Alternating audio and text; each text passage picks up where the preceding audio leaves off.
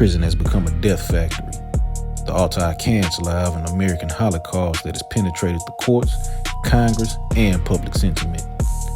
Nobody seems to ask questions about the lives being lost in the system. Inmates and staff are being laid to rest, and prison doesn't give a damn. Because just as quick as these lives are gone, the investigations disappear with them. So how many die each year? There are no statistics. People dying in prison. Lots of unanswered questions after yet another inmate dies in custody while being held at the City Justice Center. This time, a 32-year-old mother of 6 named Demetria McDowell. First Alert 4's Jordan Burrell is piecing together what happened as her family pushes for answers. Demetria McDowell, she was in the St. Louis Justice Center, and they were holding her for psychiatric evaluations. So on the day that she died, she was having chest pains, and she was communicating that to staff, but nobody was taking heed to the pains. So she even had another inmate tell the guard to call 911, and the guard said, "I'm gonna call 919, get away from my desk." This allegedly happened when the other inmate told the guard about Demetria's condition. Demetria McDowell was in pain that entire day. She was even saying that her heart stopped beating. She even went so far to call her family on the outside for them to call 911 because her heart kept stopping and starting. She was in grave pain. Nobody took heed at that jail, and then next thing you know, they find her dead in the cell. She was in the cell by herself. They found her dead in the cell. Then they, well, the crazy thing is that they didn't even tell the family that she died. They didn't use the emergency contact. It was an inmate who called the family and said that Demetria had died. So the family goes up to the St. Louis Justice Center and is just treated below human. They are very much dehumanized and acted as if they weren't deserved any type of explanation. They sat up there for hours, got no explanation. They didn't even know what a body was. The St. Louis Justice Center told them it was at St. Louis University, which is a college. SLU said they didn't have the body, so there was a dispute on where the body was, and nobody helped. They just said that they were going to investigate it, and they haven't heard anything. I just feel like the system should be better than that. Nobody's not giving people answers and stuff, and I feel like something needs to be done.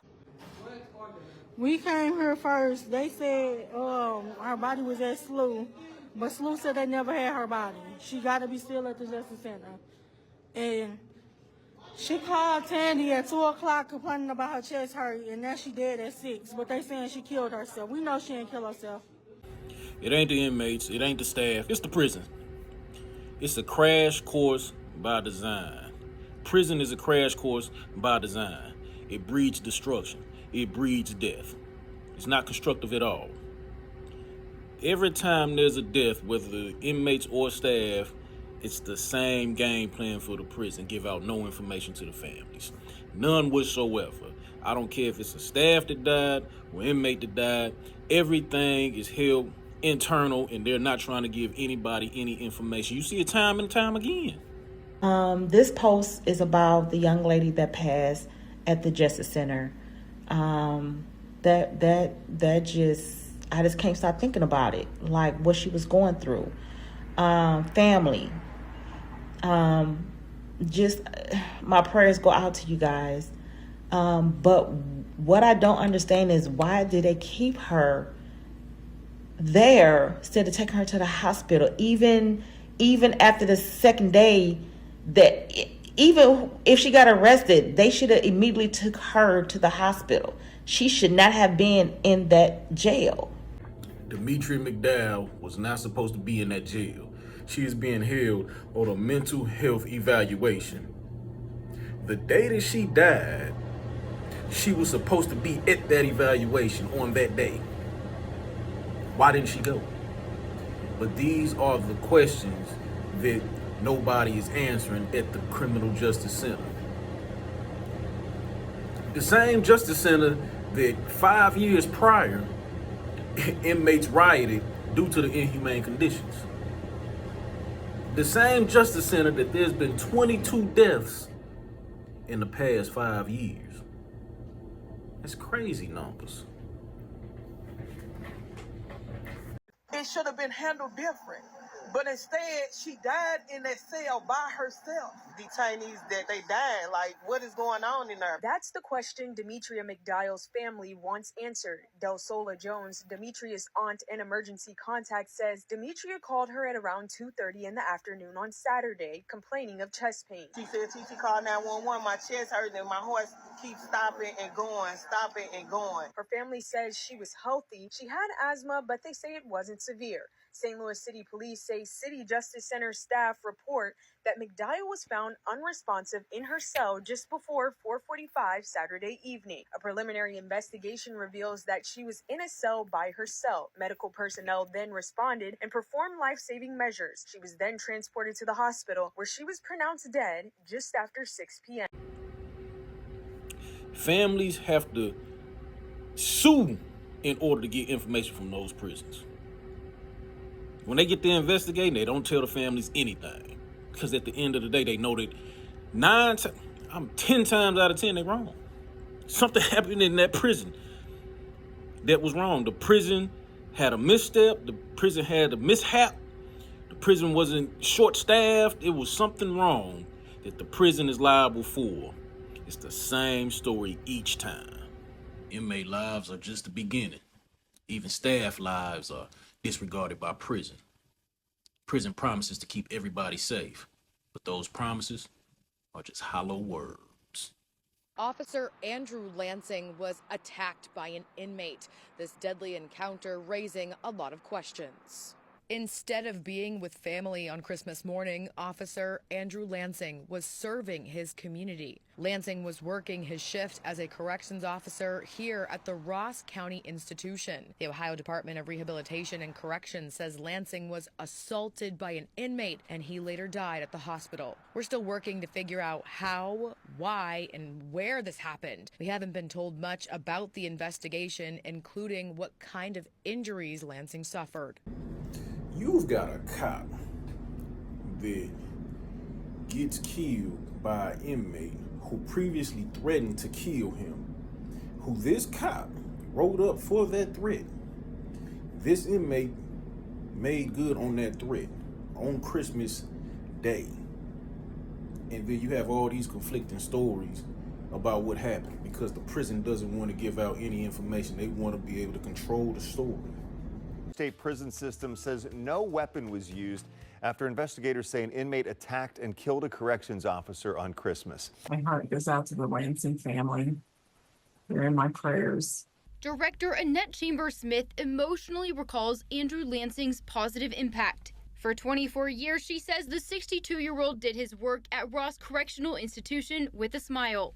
On Christmas morning, she says inmate Rashawn Cannon veered off from his unit on the way to the dining hall, found Lansing in his guard shack, and brutally attacked him without using a weapon. This report from the Ohio State Highway Patrol says he suffered severe head trauma and a brain bleed. No one should have to go to work in fear. According to Union President Christopher Mabe, Cannon had made some sort of threat at the prison earlier this year. The threat that was made that the union reported, was it directly towards Andy Lansing, and how was it made? Andy Lansing did write a conduct report, which is a notice of bad behavior on inmate Cannon in April. And it had, I think, 3 charges on it: disrespect, threats, disobedience of direct order. He was found guilty of 2 of those, not all of them. Now here goes the director double talk. Notice how she says he made threats against the prison, but in reality, he made threats against that specific officer. Notice how she said, oh, he got convicted of 2 of them, not all of them. Well, which 2? Answer the questions. What are you hiding? Director Chambers-Smith could not elaborate on the threat any further. The wife, the widow of the cop that got killed by the inmate, had to sue to get some information from the prison. She had to put a lawsuit against that prison for justice on her husband because it was the prison fault. Because when something like that happens, you want to know what the state legislators do? They say, oh, well, we need to make it harsher penalties for when you kill a cop. New tonight, the family of a corrections officer killed on Christmas Day is suing the Ohio Department of Rehabilitation and Correction. The ODRC says inmate Rashawn Cannon beat Officer Andrew Lansing to death last year inside a guard shack in the prison yard of the Ross Correctional Institution. Tonight, a lawsuit filed by Lansing's estate claims the attack was foreseeable and preventable and alleges Cannon threatened to kill Lansing months before his death. An audit findings released earlier this year by the ODRC, the report concluded Lansing's murder was the result of Cannon's actions, not a lapse in policy. Compliance, we reached out to the ODRC today, and they told us they do not comment on pending litigation. First, they're saying that there was no weapon used. That's a lie because it was. Inmate used the lock in the sock. Then they're saying that it was completely on the inmate's actions and that the prison had nothing to do or couldn't prevent it. They could have. That's a lie. Because the inmate actually, months prior, threatened to kill the officer, and the officer wrote it up on an incident report. They just took 30 days of telephone from the inmate, and the inmate was able to walk all the way across the compound by himself to the guard shack. So that's a lie. Then when the wife wanted all information pertaining to her husband's death, they blocked it, didn't give her any information. She had to go through other routes to get the information. And then what she found was total BS. And this is not a secluded event. Prisons all around the country and even the country's prison system don't give a damn about its subjects, inmates and staff alike. This is prisonism at its highest level, when lives are being lost due to the system's negligence. While this happened in Ohio, tragedy struck in Tennessee also. Developing news tonight, an investigation is underway after authorities say an inmate stabbed a corrections officer inside the prison in Morgan County. State authorities say Dustin Pettigrew was killed last night while on duty. The 35-year-old had worked for the department since April. Reginald Steed is the suspect in that deadly stabbing. State investigators say he is already serving a 27-year sentence for a string of crimes, including aggravated assault, aggravated robbery, and attempted manslaughter. He is in a different facility tonight. What happened with Dustin Pettigrew was really some bull-ish, because he was a guard and he was really trying to end prisonism. He saw the imbalance in the system, so he was treating everybody fairly and just wanted some change. And then just the whole way it happened, all of the staff was saying something about these doors. They felt unsafe in that environment. It was short staffing, and these doors were able to get compromised. And the reason that they had to do all these door checks was because they used to have a kind of central thing that controlled the doors. But nobody wants to work for prison, so they don't have any staff to control it. So therefore, they had to manually check these doors. And then when he checked the door. And tonight, a grieving family wants answers after a Tennessee correctional officer was stabbed to death in February. Officer Dustin Pettigrew was stabbed 8 times in the Morgan County Correctional Complex just 10 months into that job. Pettigrew's family says authorities ignored warning signs and failed to enforce policies to protect their son and husband. 10 News reporter Alana Mutnick sat down with the family, mourning a loss they think was preventable. Alana. Yeah, Katie, the Pettigrew family describes Dustin as compassionate, driven, and committed to helping others, even those behind bars. Dustin Pettigrew was pursuing his bachelor's degree in sociology at East Tennessee State University with goals to help inmates get jobs in the future, according to his widow. His family says the system he believed in ultimately failed him. A stabbing death in Morgan County leaves the Pettigrew family grieving. He wanted to help people. That was just his nature, his character. I think sometimes he would help people more than he would help himself. That's just the way he was.